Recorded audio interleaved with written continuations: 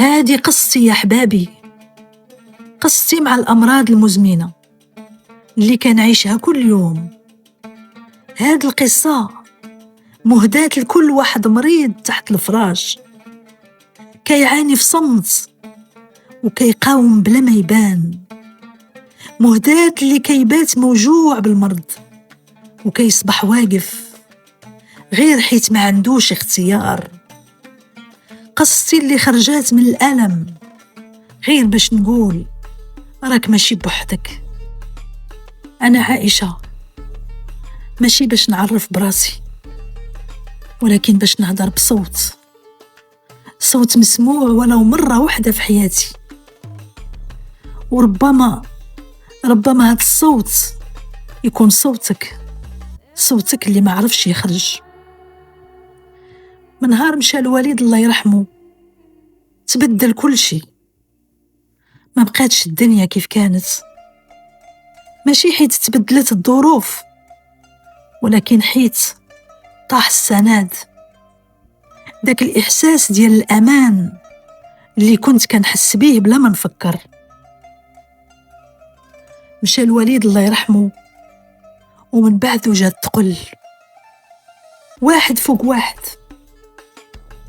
أكثر من 15 عام وأنا كنعيش وكنتعايش مع مرض السكري وأمراض مزمنة أخرى. ملي كان ولدي باقي صغير، اليوم راه قريب يكمل 20 عام، كبر وكبرت معاه المسؤولية، وكبر معانا التعب، وزيد عليها الغربة. كي تعيش بعيد عن العائلة، بعيد عن البلاد، بعيد عن الناس اللي كتفهمك غير بنظرة. الغربة يا حبابي ماشي غير بعد في المكان، الغربة هي من اللي تحتاج كلمة وما تلقاش شكون يقولها. هاد التراكم كامل ما كيدوزش بلا تمن.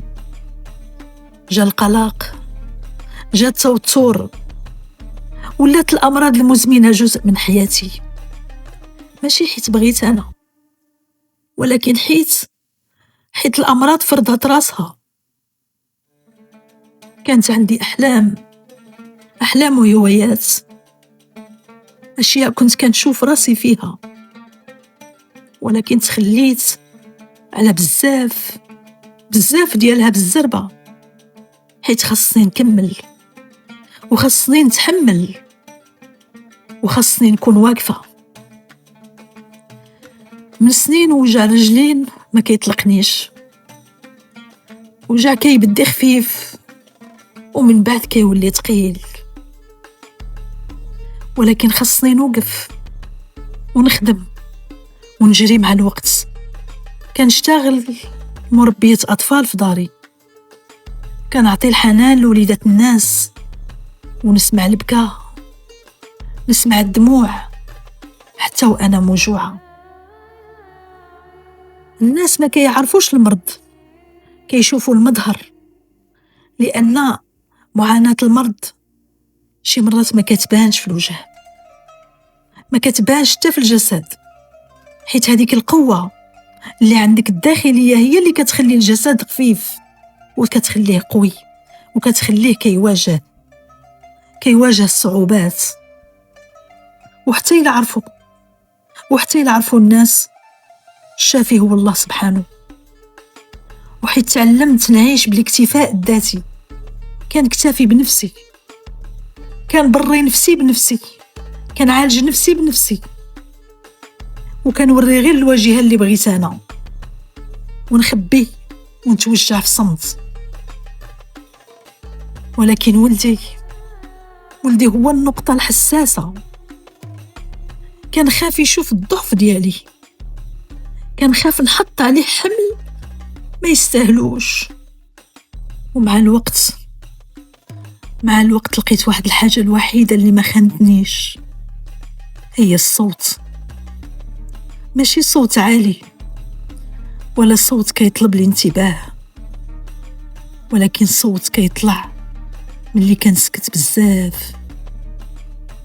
السرد والحكي يا حبابي ولا المساحة ديالي، المكان اللي كنقدر نهضر فيه بلا ما نبرر وبلا ما نكون قوية قدام شي حد.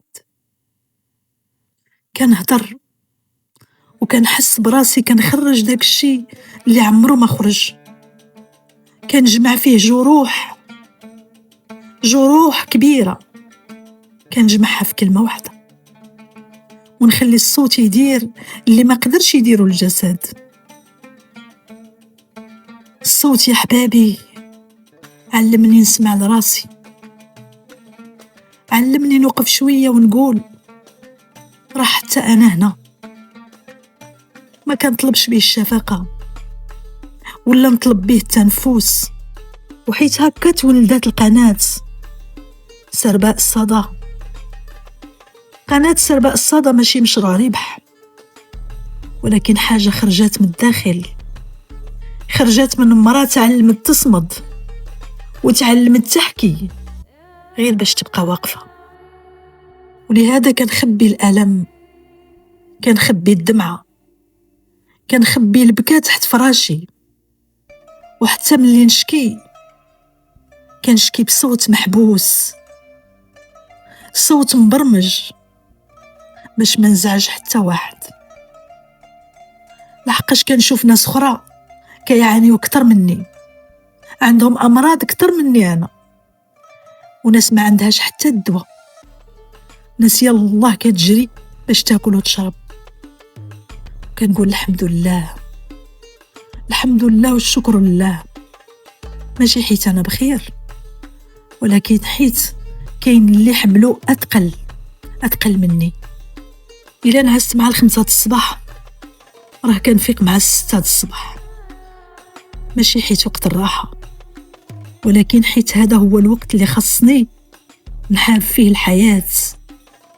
كنحارب الوقت، كنوجد الأسباب حتى من اللي ما كنكونش عارفة شنو عندي بالضبط. وأصعب لحظة هي ملي كتجي الفكرة بصمت وكتقول في نفسك يمكن غير هي مات وربي يدي العمر. الفكرة كتخوف حيت عندك ولادك باقي محتاجينك وباقيين صغار. كتحبس النفس ولكن ما كتكسرش، حيت من بعد كيجيك صوت آخر، صوت أهدأ ولكن أقوى، صوت كيقول ربي سبحانه كاتب كل شيء، كاتب لك المكان والزمان والعمر. وانا ما كنطلبش الشفقة وما كنقدمش راسي كبطلة، انا غير مرة كتعيش مع المرض، كتعيش معاه وكتربي وتخدم وكتكمل نهارها بالتعب. وهذا الشيء هو الصمود ديالي، ولدي هو اللي كيخليني نستمر. وكنقول لكل واحد كيعاني بصمت، الدواء ديالنا هو الإيمان، القوة ديالنا هي عائلاتنا. وهذه كانت قصة عائشة الركراكي، اللي هي قصة سرباء اللي عمر الصدى ديالها ما غادي يسكت.